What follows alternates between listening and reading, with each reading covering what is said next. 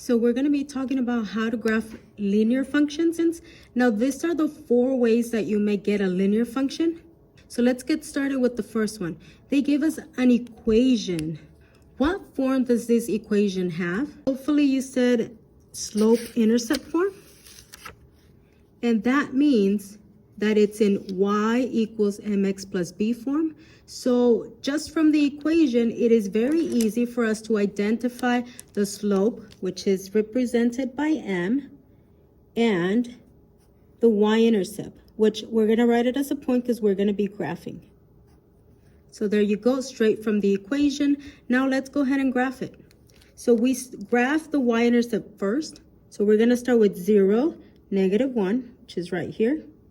And then the slope, let's write it as in the form of rise over run. So let's put a 1 at the bottom. So this tells us we're going to go up 4, right 1. So let's go ahead and do that. 1, 2, 3, 4, right 1. And then we can take that pattern backwards. Remember, -4 divided by -1 also gives you a positive slope. So let's go ahead and take the pattern backwards. So we're going to go down 4. 1, 2, 3, 4, and then 1 to the left. Now we have our line. Let's graph it. So go ahead and grab a straight edge. I'm going to use my sticky notes, and I'm going to draw the line. And we are done with the first one. Let's go ahead and move to the next one. What form is this equation in? Now from the equation that we just found, we are able to find the slope.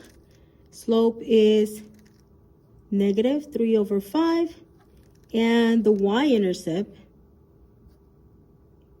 is 0, 3. So let's go ahead and graph it. 0, 3 is right here. 1, 2, 3.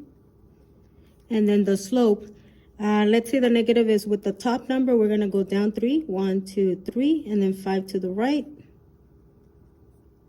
And if we were to do the pattern backwards, so we would go up 3. 1, 2, 3. Let's pretend it's here. Then we would go left 5. So 5 would be all the way out here. About. Now let's grab the straight edge and draw the line. Draw the line. And that's it. So now let's go ahead and look at all the slopes that we found and the graphs. So let's look at the pink one, at the purple, at the red, and oops, this was supposed to be done in blue. And the blue one. Let me just put it in blue.